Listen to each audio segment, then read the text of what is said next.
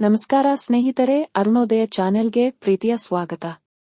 ವಿಷ್ಣು ಭಗವಾನರ ಇನ್ನೊಂದು ರೂಪವಾಗಿರುವ ಶ್ರೀಕೃಷ್ಣನನ್ನು ಮೆಚ್ಚದವರು ಯಾರೂ ಇಲ್ಲ. ಮಕ್ಕಳಿಂದ ಹಿಡಿದು ದೊಡ್ಡವರವರೆಗೂ ಶ್ರೀಕೃಷ್ಣನೆಂದರೆ ಅಚ್ಚುಮೆಚ್ಚು. ಅತಿಯಾಗಿ ತುಂಟತನ ಮಾಡುವ ಮಕ್ಕಳನ್ನು ಕೃಷ್ಣನಿಗೆ ಹೋಲಿಸುವುದುಂಟು. ಕೃಷ್ಣನ ಹೆಸರಿನಿಂದ ಕರೆಯುವುದೂ ಇದೆ. ತಮ್ಮ ಪ್ರತಿಯೊಂದು ಅವತಾರದಲ್ಲಿ ಕೂಡ ಲೋಕ ಕಲ್ಯಾಣದ ಉದ್ದೇಶವನ್ನಿಟ್ಟುಕೊಂಡಿರುವ ಭಗವಾನ್ ಕೃಷ್ಣನ ದ್ವಾಪರ ಯುಗದ ಅವತಾರವು ಲೋಕ ಕಲ್ಯಾಣವನ್ನು ಪ್ರತಿಪಾದಿಸುತ್ತದೆ. ಪಾಂಡವರಿಗೆ ಸಹಾಯ ಮಾಡುವ ಕೃಷ್ಣ ಪರಮಾತ್ಮನು ಧರ್ಮದ ಕಡೆಗೆ ಇರುತ್ತಾರೆ. ಮಾನವ ರೂಪಲ್ಲಿ ಭಗವಂತನು ಧರೆಗಿಳಿದು ಬಂದು ಮಾನವರಂತೆಯೇ ಬದುಕಿ ಜನರನ್ನು ಸನ್ಮಾರ್ಗಕ್ಕೆ ತರುವ ಕಾರ್ಯವನ್ನು ಭಗವಾನ್ ಕೃಷ್ಣನು ಎಲ್ಲಾ ಯುಗದಲ್ಲಿಯೂ ಮಾಡುತ್ತಲೇ ಬಂದಿದ್ದಾರೆ. ಬಾಲ್ಯದ ದಿನಗಳನ್ನು ಕೃಷ್ಣನು ತುಂಟಾಟಗಳಿಂದಲೇ ಕಳೆಯುತ್ತಾರೆ. ಸೆರೆಮನೆಯಲ್ಲಿ ಹುಟ್ಟಿ ದ್ವಾರಕೆಯಲ್ಲಿ ಬೆಳೆಯುವ ಕೃಷ್ಣನಿಗೆ ಎಲ್ಲರೂ ಸಮಾನರೇ. ಭೇದವನ್ನು ಮಾಡದೆಯೇ ಎಲ್ಲರೊಂದಿಗೂ ಬೆರೆತುಕೊಳ್ಳುವ ಮನಸ್ಸು ಪುಟ್ಟ ಕಂದಮ್ಮ ಕೃಷ್ಣನದಾಗಿದೆ. ಕೃಷ್ಣನು ಬೆಳೆದು ದೊಡ್ಡವನಾಗುತ್ತಿದ್ದಂತೆಯೇ ಅವರ ಬಾಲ್ಯದ ತುಂಟಾಟಗಳು ಹೆಚ್ಚುತ್ತಲೇ ಇದ್ದವು. ಇದನ್ನು ಪುಷ್ಟೀಕರಿಸುವ ಹೆಚ್ಚಿನ ಕಥಾನಕಗಳು ಪುರಾಣದಲ್ಲಿ ಲಭ್ಯವಿದೆ. ಗೋಪಿಕೆಯರು ಮಣ್ಣಿನ ಕುಡಿಕೆಗಳಲ್ಲಿ ಎತ್ತಿಡುತ್ತಿದ್ದ ಹಾಲು ಮತ್ತು ಬೆಣ್ಣೆ ಮೊಸರನ್ನು ಮಡಿಕೆ ಒಡೆ ಇವರು ಕುಡಿಯುತ್ತಿದ್ದರು ಮತ್ತು ಮರದ ಮರೆಯಲ್ಲಿ ಅಡಗಿ ಕುಳಿತುಕೊಳ್ಳುತ್ತಿದ್ದರು. ಇತರ ಗೆಳೆಯರು ಕೃಷ್ಣನ ಈ ಸಾಹಸಕ್ಕೆ ಕೈ ಜೋಡಿಸುತ್ತಿದ್ದರು.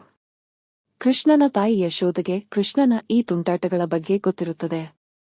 ಆದ್ದರಿಂದಲೇ ಆಕೆ ಎತ್ತರದ ಮಡಿಕೆಗಳಲ್ಲಿ ಹಾಲಿನ ಉತ್ಪನ್ನಗಳನ್ನು ಇಡುತ್ತಿದ್ದರು. ಒಮ್ಮೆ ಯಶೋದೆಯು ನೀರು ತರಲೆಂದು ಕೊಳಕ್ಕೆ ಹೋದ ಸಂದರ್ಭದಲ್ಲಿ ಕೃಷ್ಣನು ತನ್ನ ಗೆಳೆಯರ ಜೊತೆಗೂಡಿ ಮಡಿಕೆಯನ್ನು ಒಡೆದು ಹಾಲು, ಮಡಿಕೆ ಮತ್ತು ಬೆಣ್ಣೆಯನ್ನು ಸೇವಿಸುತ್ತಿದ್ದರು. ಈ ಸಂದರ್ಭದಲ್ಲಿ ಬಂದ ಯಶೋದೆಯು ಮಗನ ತುಂಟಾಟದಿಂದ ಕೋಪಗೊಳ್ಳುತ್ತಾರೆ ಮತ್ತು ಅವರನ್ನು ಹೊಡೆಯಲೆಂದು ಬಡಿಗೆಯೊಂದಿಗೆ ಅಟ್ಟಿಸಿಕೊಂಡು ಹೋಗುತ್ತಾರೆ. ಹೀಗೆ ತಮ್ಮ ತುಂಟಾಟಗಳನ್ನು ಮಾಡಿಕೊಂಡೇ ಕೃಷ್ಣನು ತಮ್ಮ ಹಾಲು ಬೆಣ್ಣೆಯ ಕಳ್ಳತನವನ್ನು ಮಾಡುತ್ತಿದ್ದರು.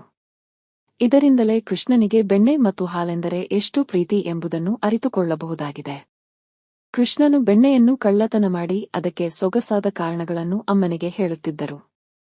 ಈ ಕಾರಣಗಳೇ ಮುದ್ದು ಕೃಷ್ಣನ ಲೀಲಾ ವಿನೋದಗಳನ್ನು ಬಣ್ಣಿಸುತ್ತವೆ. ಹಾಗಿದ್ದರೆ ಪುಟ್ಟ ಬಾಲಕೃಷ್ಣನು ತಾಯಿ ಯಶೋದೆಗೆ ನೀಡುವ ಕಾರಣಗಳೇನು ಎಂಬುದನ್ನು ಅರಿತುಕೊಳ್ಳೋಣ. ಅದರ ಜೊತೆಗೆ ಕೃಷ್ಣನು ಬೆಣ್ಣೆಯನ್ನು ಕಳ್ಳತನ ಮಾಡುವುದರ ಜೊತೆಗೆ ಅವರಿಗೆ ಬೆಣ್ಣೆ ಎಂದರೆ ಏಕೆ ಪ್ರೀತಿ ಎಂಬುದನ್ನು ತಿಳಿದುಕೊಳ್ಳೋಣ. ಬೆಣ್ಣೆಯು ಹಗುರವಾಗಿದ್ದು ನಮ್ಮ ಆಧ್ಯಾತ್ಮಿಕ ಮನೋಭಾವನೆಯನ್ನು ತಿಳಿಸಿದ್ದಾರೆ. ಮಾನವನ ಒಳಗಿನ ಅಂಶವು ಒಳ್ಳೆಯ ವಿಚಾರಗಳಿಂದ ಒಳಗೊಂಡಿದ್ದರೆ ಹೊರಗಿನ ಭಾವವು ಒಳ್ಳೆಯದೇ ಆಗಿರುತ್ತದೆ. ಮೊಸರನ್ನು ಕಡೆದು ಹೇಗೆ ಬೆಣ್ಣೆಯನ್ನು ನಾವು ಹೊರತರುತ್ತೇವೆಯೋ ಅಂತೆಯೇ ನಮ್ಮ ಒಳ್ಳೆಯ ಅಂಶಗಳನ್ನು ಅರೆದು ಅದನ್ನು ಸಂಪೂರ್ಣವಾಗಿ ನಾವು ಮೈಗೂಡಿಸಿಕೊಳ್ಳಬೇಕು. ಬೆಣ್ಣೆಯು ಮೃದು ಮತ್ತು ಕಲ್ಮಶರಹಿತವಾಗಿದೆ. ನಮ್ಮ ಹೃದಯ ಕೂಡ ಬೆಣ್ಣೆಯಂತೆಯೇ ಶುದ್ಧ ಮತ್ತು ಕಲ್ಮಶರಹಿತವಾಗಿರಬೇಕು ಎಂಬುದಾಗಿ ಬೆಣ್ಣೆಯು ಪ್ರತಿನಿಧಿಸುತ್ತಿದೆ. ಇದಕ್ಕಾಗಿಯೇ ಮಾನವನ ಹೃದಯದಲ್ಲಿರುವ ಕೆಟ್ಟ ಅಂಶಗಳನ್ನು ಕೃಷ್ಣನು ಬೆಣ್ಣೆಯ ರೂಪದಲ್ಲಿ ಕಂಡುಕೊಳ್ಳುತ್ತಿದ್ದು ಅದನ್ನು ಹೊರತೆಗೆದು ಅಲ್ಲಿ ಪ್ರೀತಿಯ ಸ್ವಾದವನ್ನು ಭರ್ತಿಗೊಳಿಸಿ ಎಂಬುದಾಗಿ ಹೇಳುತ್ತಿದ್ದಾರೆ. ಬಾಲಕೃಷ್ಣನಿಗೆ ಹಾಲಿನ ಉತ್ಪನ್ನಗಳು, ಗೋಪಿಕೆಯರು ಮತ್ತು ವೃಂದಾವನದ ಪ್ರತಿಯೊಂದು ವಸ್ತುಗಳೂ ಇಷ್ಟ. ನಿತ್ಯವೂ ಕೃಷ್ಣನು ಇವರನ್ನು ಗೋಳಾಡಿಸುತ್ತಿದ್ದರು. ಆದರೆ ಇವರು ಕೃಷ್ಣನನ್ನು ಪ್ರೀತಿಸುತ್ತಿದ್ದರು. ಆದ್ದರಿಂದಾಗಿಯೇ ಅವರು ಹಾಲಿನ ಉತ್ಪನ್ನಗಳನ್ನು ಕೃಷ್ಣನಿಗಾಗಿಯೇ ತೆಗೆದಿರುತ್ತಿದ್ದರು.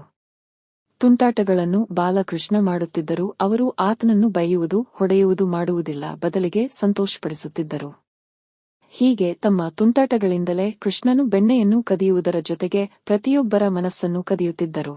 ಶ್ರೀಕೃಷ್ಣ ಮಾಡಿದ ಯಾವುದೇ ಕೆಲಸ ಕಾರ್ಯ ವಾದ ವಿವಾದಕ್ಕೆ ಕಾರಣವಾಗುತ್ತಿದ್ದರೂ ಅದರ ಹಿಂದೆ ಒಂದು ಉದ್ದೇಶವಂತೂ ಎದ್ದು ಕಾಣುತ್ತಿತ್ತು. ಅದುವೇ ಧರ್ಮದ ಸಂಸ್ಥಾಪನೆ, ಅಧರ್ಮದ ನಿರ್ಮೂಲನೆ. ಶ್ರೀಕೃಷ್ಣ ಹುಟ್ಟಿದ್ದು ದೇವಕಿ ಗರ್ಭದಲ್ಲಿ, ಬೆಳೆದದ್ದು ಯಶೋದೆಯ ಮಡಿಲಲ್ಲಿ. ಇಂದಿಗೂ ಕೃಷ್ಣನ ತಾಯಿಯಾಗಿ ಹೆಚ್ಚು ಗುರುತಿಸಲ್ಪಡುವವಳು ಯಶೋದೆ. ಶ್ರೀಕೃಷ್ಣನ ಬಾಲಲೀಲೆಗಳೆಲ್ಲವನ್ನೂ ಯಶೋದೆ ಸೈರಿಸಿಕೊಂಡು ಬಂದವಳು. ಇಂಥ ಪೋಖರಿ ಪೋರನನ್ನು, ಜಗದೋದ್ಧಾರನನ್ನು ಸಹಿಸಿಕೊಳ್ಳುವುದೆಂದರೆ ಸುಲಭದ ಮಾತಲ್ಲ. ಯಾಕೆಂದರೆ ಶ್ರೀಕೃಷ್ಣ ಮಾಡಿದ ಯಾವುದೇ ಕೆಲಸ ಕಾರ್ಯ ವಾದ ವಿವಾದಕ್ಕೆ ಕಾರಣವಾಗುತ್ತಿದ್ದರೂ ಅದರ ಹಿಂದೆ ಒಂದು ಉದ್ದೇಶವಂತೂ ಎದ್ದು ಕಾಣುತ್ತಿತ್ತು.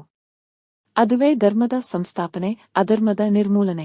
ಲೋಕಕ್ಕೆ ಗೀತೆಯ ಬೆಳಕನ್ನು ನೀಡಿದ ಪರಮಪುರುಷ ಶ್ರೀಕೃಷ್ಣ ಶ್ರಾವಣ ಮಾಸದ ಶುಕ್ಲ ಪಕ್ಷದ ಅಷ್ಟಮಿಯಂದು ಮಥುರೆಯ ಧೂರ್ತ ದೊರೆ ಕಂಸನ ಸೆರೆಮನೆಯಲ್ಲಿ ದೇವಕಿ ವಸುದೇವರ 8ನೇ ಮಗುವಾಗಿ ಜನಿಸಿದ ಕೃಷ್ಣ ಚತುರ್ಬಾಹುಗಳನ್ನುಳ್ಳವನಾಗಿ ಒಂದೊಂದು ಕೈಯಲ್ಲೂ ಶಂಖ, ಚಕ್ರ, ಗದೆ, ಪದ್ಮಗಳನ್ನು ಹಿಡಿದು ಕೊರಳಲ್ಲಿ ಕೌಸ್ತುಭ ಹಾರ ಧರಿಸಿ ಹಳದಿ ವಸ್ತ್ರ ತೊಟ್ಟು ವಜ್ರ ವೈಡೂರ್ಯಗಳಿಂದ ಅಲಂಕೃತವಾಗಿದ್ದ ಕಿರೀಟಧಾರಿಯಾಗಿ ನೀಳ ಕೇಶರಾಶಿಯುಳ್ಳವನಾಗಿ ಅಮೂಲ್ಯ ತೋಳಬಂದಿ ಕಡಗ ಕರ್ಣಕುಂಡಲಗಳೇ ಮೊದಲಾದ ಆಭರಣಗಳನ್ನು ಧರಿಸಿ ಗಗನದಲ್ಲಿ ಗೆಗಮಗಿಸುವ ಕಾರ್ಮೋಡದಂತೆ ಪಳಪಳಿಸುತ್ತಾ ಭೂಮಿಗೆ ಬಂದ ಶ್ರೀಕೃಷ್ಣ ನವಜಾತ ಶಿಶುವಿನ ಈ ದಿವ್ಯ ರೂಪ ಕಂಡು ತಂದೆ ವಸುದೇವ ಆಶ್ಚರ್ಯಚಕಿತನಾದ.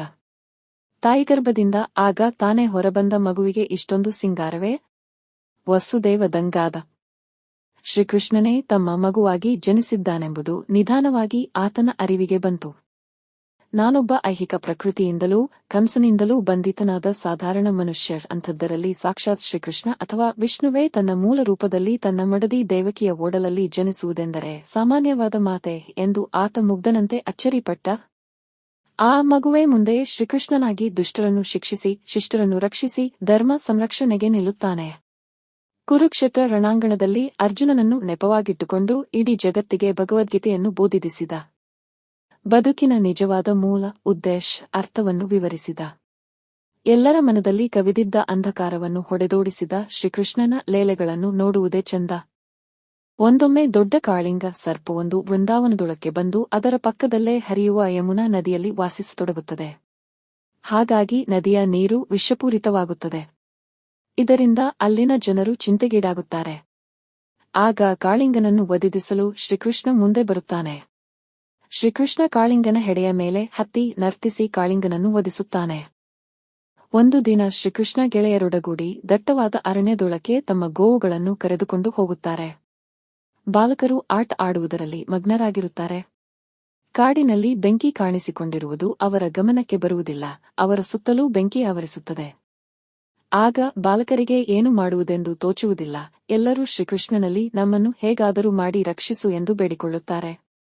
ಎಲ್ಲರೂ ಕಣ್ಣು ಮುಚ್ಚಿ ಕುಳಿತುಕೊಳ್ಳಿ, ನಾನು ಹೇಳುವವರೆಗೂ ಯಾರೂ ತೆರೆಯಬಾರದು ಎಂದು ಶ್ರೀಕೃಷ್ಣ ಕೇಳಿಕೊಳ್ಳುತ್ತಾನೆ. ಎಲ್ಲರೂ ಕಣ್ಣು ಮುಚ್ಚಿಕೊಂಡಾಗ ಶ್ರೀಕೃಷ್ಣ ಬೆಂಕಿಯನ್ನೆಲ್ಲ ನುಂಗಿ ತನ್ನ ಗೆಳೆಯರು ಹಾಗೂ ಗೋವುಗಳನ್ನು ಅಗ್ನಿಯಿಂದ ಪಾರು ಮಾಡುತ್ತಾನೆ. ಪ್ರತಿ ವರ್ಷ ಚೆನ್ನಾಗಿ ಮಳೆಯಾಗಲಿ ಎಂದು ವೃಂದಾವನದ ಜನರು ವರುಣದೇವ ಇಂದ್ರನಿಗೆ ಪೂಜೆ ಸಲ್ಲಿಸುತ್ತಿದ್ದರು. ಹಾಗೆಯೇ ಪ್ರತಿವರ್ಷವೂ ಯಾವುದೇ ಸಮಸ್ಯೆ ಇರಲಿಲ್ಲ. ಮಳೆ ಚೆನ್ನಾಗಿಯೇ ಆಗುತ್ತಿತ್ತು. ಒಂದು ವರ್ಷ ಗೋವರ್ಧನ ಪರ್ವತವನ್ನು ಆರಾಧಿಸುವಂತೆ ಶ್ರೀಕೃಷ್ಣ ವೃಂದಾವನದ ಜನರನ್ನು ಕೇಳಿಕೊಳ್ಳುತ್ತಾರೆ. ಅದರಿಂದ ವರುಣದೇವ ಕೋಪಗೊಳ್ಳುತ್ತಾನೆ. ವೃಂದಾವನದಲ್ಲಿ ಅಪಾರವೃಷ್ಟಿಯಾಗುವಂತೆ ಮಾಡುತ್ತಾನೆ. ಆಗ ಶ್ರೀಕೃಷ್ಣ ವೃಂದಾವನದ ಜನರನ್ನು ರಕ್ಷಿಸಲು ತನ್ನ ಕಿರುಬೆರಳಿನಿಂದ ಗೋವರ್ಧನ ಪರ್ವತವನ್ನು ಎತ್ತಿ ಹಿಡಿಯುತ್ತಾನೆ. ಅದು ಇಂದ್ರನಿಗೆ ತಿಳಿಯುತ್ತದೆ. ಇಂದ್ರ ಶ್ರೀಕೃಷ್ಣನಲ್ಲಿ ಕ್ಷಮೆ ಕೇಳುತ್ತಾನೆ. ಇದಿಷ್ಟು ಶ್ರೀಕೃಷ್ಣನ ಸಾಹಸ ತುಂಟಾಟಗಳು ಮತ್ತು ಬಾಲಲೀಲೆಗಳು. ಈ ಕತೆ ಕೇಳಿಸಿಕೊಂಡಿದ್ದಕ್ಕಾಗಿ ಧನ್ಯವಾದಗಳು. ಸ್ಟೋರಿ ಇಷ್ಟವಾದಲ್ಲಿ ಪ್ಲೀಸ್ ಒಂದು ಲೈಕ್ ಮಾಡಿ, ಹಾಗೆ ನಿಮ್ಮ ಫ್ರೆಂಡ್ಸ್ ಅಂಡ್ ಫ್ಯಾಮಿಲಿ ಜೊತೆ ಶೇರ್ ಮಾಡಿ. ಜೊತೆಗೆ ಅರುಣೋದಯ ಯೂಟ್ಯೂಬ್ ಚಾನೆಲ್ ಅನ್ನು ಸಬ್ಸ್ಕ್ರೈಬ್ ಮಾಡಿಕೊಂಡು ಎಲ್ಲಾ ವಿಡಿಯೋಗಳನ್ನು ವಾಚ್ ಮಾಡಿ. ಸಿಗೋಣ ಮುಂದಿನ ವಿಡಿಯೋದಲ್ಲಿ ಇನ್ನೊಂದು ವಿಷಯದೊಂದಿಗೆ. ಅಲ್ಲಿಯ ತನಕ ಬೈ ಬೈ.